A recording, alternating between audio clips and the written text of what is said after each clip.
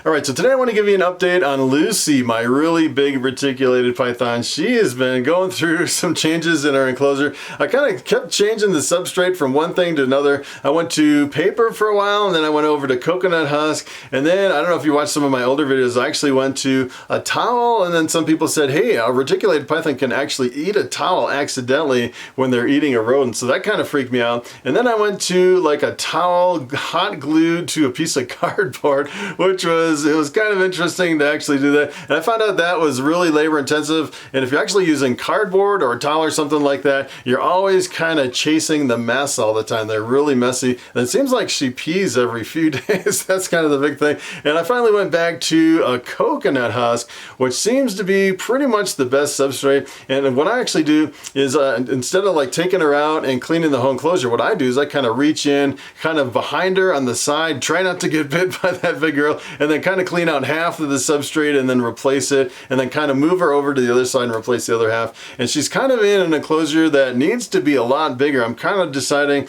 on exactly what to do, if I want to build a custom enclosure or exactly where I want to move her to. Thinking about maybe I could actually move into some kind of like a private reptile shop, maybe rent some space and make a really big enclosure for it at some point. I'm not really ready to do that right now, but that'd be kind of an interesting adventure. And another thing I've been doing with the coconut husk is I've been putting down a piece of cardboard for feeding, which has been working really good. So when she grabs the rat, she doesn't get a mouthful of the coconut husk.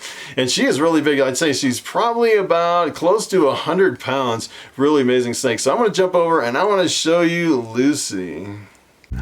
Alright, so take a look at this. This is Lucy, my huge reticulated python. She's a monster. She just went through a huge explosive shed. Exploded in the whole place. There's like shed all over the place. On the glass, on the walls, in the water and everything. I need to get in here and clean it. And essentially this is the setup. So I've been feeding her over here on this piece of cardboard. It's been working fantastic. And I kind of keep it up against the wall so she really can't, you know, get a mouthful of that coconut husk, which is good. And if I can actually, let me just kind of peek in and give you a little better view so we're not looking through a dirty glass. Look at how beautiful she is, and she is coming this way. I don't know, I kind of moved her around a little bit and got her in a handling mode so she wasn't so crazy in a crazed feeding mode. Once she starts getting a taste for those rats, she can really go crazy over those rats. And it's especially right now, since I just fed her one, you really have to keep an eye on her. And so some of the things that I've been kind of struggling with on this girl is recently she's been pushing on the glass and her mouth got a little bit swollen. And I was, you know, with retics, a lot of times when they push on the glass, there's something in the cage that they definitely don't like. And you're always, you know, trying to figure out the heat and the humidity and the air circulation and everything. And here she comes. And essentially what I did is I moved to I put a little fan on the back where it draws air out of the enclosure at a really slow rate. It's a little mini air cleaner, and I put it on the back, and it seemed like she really liked it. And then I kind of had the temperature, I have a radiant heat panel up on the top, and that was like set at 78 degrees. And when I put that fan on there, she got under the heat panel and curled up in this big, huge ball. And then I knew, you kind of have to read the body language of the snake, and then I knew she was too cold. So what I did is I took the radiant heat panel and I increased the temperature to 83 degrees, which is, it seems like she's really loving it. And then right under her belly, she has a little tiny hot spot, maybe like 1 foot square. It's not really that big.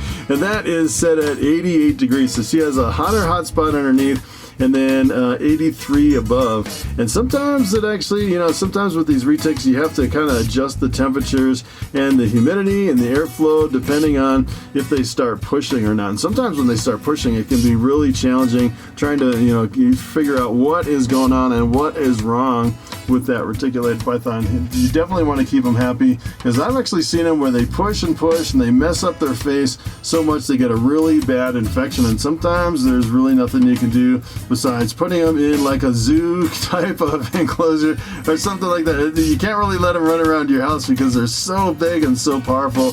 They're like tear the whole place up. It's pretty amazing. And this girl, she's about, I'd say she's about 100 pounds, maybe some. I think the last time I weighed her, she was close to 90, and since then she's probably had maybe 20 rats or something like that. Something is she's probably close to, you know, 95, maybe 100 pounds. She is a really big girl. And I actually just bred her. I bred her with my purple albino reticulated python that's part super dwarf. So I'm hoping for, this is like the third year that I'm breeding her. So I'm hoping actually getting some eggs this year. And I actually did kind of an off-season breeding. So if this girl lays eggs, I'm hoping she lays eggs not when my ball pythons are laying eggs, because I don't have room for that many eggs. She'd probably lay, you know, like 45, maybe even 50 eggs from a girl like this. So you really have to kind of watch. Let me see. Let's see if she's coming up. Let's see if she wants to come out of the cage. I have to keep an eye on this girl. So if she comes flying out, I really don't have a helper today. So if she comes out, I can kind of handle her like the first part of the snake out of the cage. It's not too bad. But if she gets her whole body out, it's like hopeless. As a matter of fact, I actually tried to take her out once by myself, and I could not get her back in the cage. She is too big and too powerful for one person. She's like 17 feet long and about 100 pounds. She is a really huge snake. Look at how beautiful she is. Let's see how close I can get to her face without her kind of freaking out. And she's, I'd say she's semi-friendly, not super friendly like Bobby, my ball python. So, you know, when she was smaller, I held her quite a bit, but now that she's really super big, it's really difficult to actually, let's see where she's gonna go now. It's kind of interesting, a lot of times she won't actually come all the way out. Sometimes she'll kind of stick her head out, and sometimes, let's see, all right, girl, whoa, uh-oh. Now we have a problem, uh-oh. All right, buddy, all right, girl, here we go. All right, I'm closing it up. If she gets out, yeah, it's like game over. There's no way I can get her back in. And I can usually handle her if she's out maybe a third, but if she gets half her body out of that enclosure, it's like, yeah, no way I can get her back in. Usually, you know, if she came out a little bit further, I would have had to drop the camera and really work on getting her back in. It's kind of crazy with a big snake like this. And you really have to respect a snake like this. As a matter of fact, I just gave her a rat earlier today that she ate, and I had to break her out of the feeding mode, so that kind of freaked me out that she could easily go back into the feeding mode. And let me tell you, if a girl like this actually latched onto you and grabbed you, she could definitely do some damage. So you definitely have to respect a big girl like this. And kind of the weird thing is about this girl when she was just a little hatchling, and it's kind of funny because I kind of watched her grow up little by little. The older she got, and when, you know, with the little hatchling, you're not really intimidated with them. And then the bigger she got, I wasn't really afraid of her at all. So now I almost have no fear, pretty much zero fear when it comes to this girl, unless she's like going after the rats or something like that. Then it is really super frightening. When she gets in a really crazy feeding mode, sometimes she'll like just kind of randomly hit her head against the glass and the ceiling, and it's like she's blindly snapping for the rats, which is pretty frightening when she gets in that crazed feeding mode. And now she's going back. It looks like she's taking a drink from the water back there. I definitely need to get in there. As a matter of fact, I just changed the water just a few days ago, so it should be pretty clean water unless she really shed in there, which is, I definitely need to get in here and clean it. And for the cleaning, essentially what I do is I've just been doing little sections at a time as far as cleaning. I definitely don't take her out as like I used to. As a matter of fact, I used to take her out every single time I cleaned this enclosure and crawled in there and scrubbed it all down. Now what I do is I just take out a little bit, like I'll do like half at a time, and then move her over to the other half and kind of clean it, and then I'll put the new coconut bedding back on top of the enclosure. Looks like she's really taking a big drink over there, which is pretty good. As a matter of fact, she just went through the shed, and I fed her a whole bunch of rats. I think it was like 3 weeks ago. I fed her like, I think it was like 10 rats all in a row. And then she got into this, it was like she just coiled up and became motionless for, I think it was like 2.5 weeks going into the shed. It's pretty funny. They don't move, they don't drink or anything. They just kind of coil up and sit there for a really long time. It almost seems like they're dead or something. And then they come out of the shed, and then they go back into feeding mode real quick. And then it's like feeding them. It's like almost like they go through the feeding mode, and then after that they go into a really long shed mode, kind of nonstop, back to back. Seems like every month they kind of go through the same routine. And the funny thing is my other reticulated python seems like he goes through the same routine almost at the same time. So he just shed too at the same time this girl shed. So it's almost like they're on the same shed cycle, and they have been pretty much for the last, I'd say maybe the last 2 or 3 years, almost within days of each other. They go through the same shedding and feeding cycle. And kind of the weird thing about the other one is that one is purple albino super dwarf. This girl is a white albino. She's 50% Jampea dwarf. The other one is 50% Jampea and part super dwarf. And I'm just going to slide this a little bit just in case she decides she wants to come out again. So when I bring them together, the babies will be part super dwarf, part Jampea dwarf. And let me see if I can keep her in there. And they will be all lavender albino reticulated pythons, which would be kind of cool. And there's not a whole bunch of I would say pretty much I haven't seen any lavender albino reticulated pythons at any of the shows here. She's definitely got some shed stuck on her mouth. That's pretty funny. I definitely need to get in there. As a matter of fact, I was going to go in there and clean her today, and I'll probably clean her here just in an hour or two after I get done editing these videos. She's definitely trying to get that off of her nose. That's pretty funny.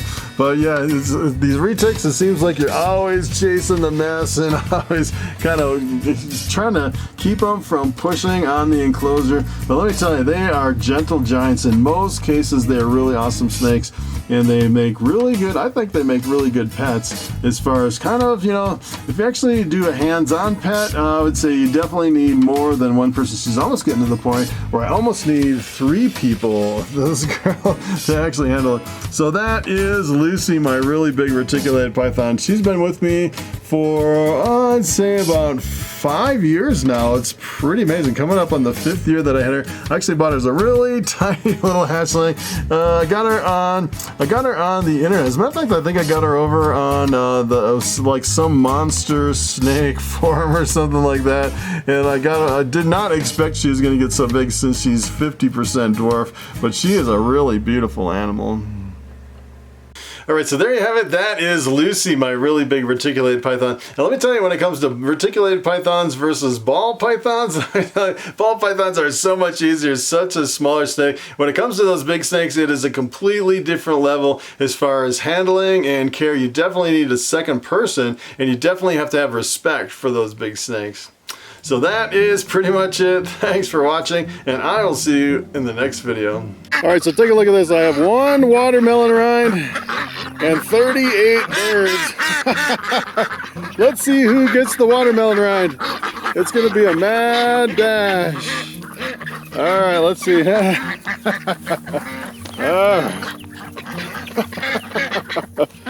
Oh my goodness.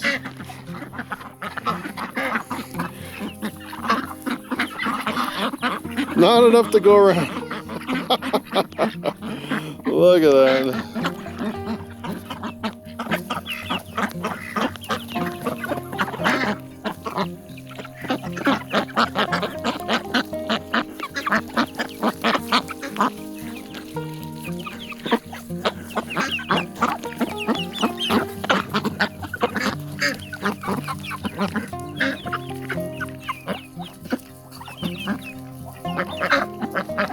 Well, a few hours later, they definitely cleaned this thing out. Take a look at this.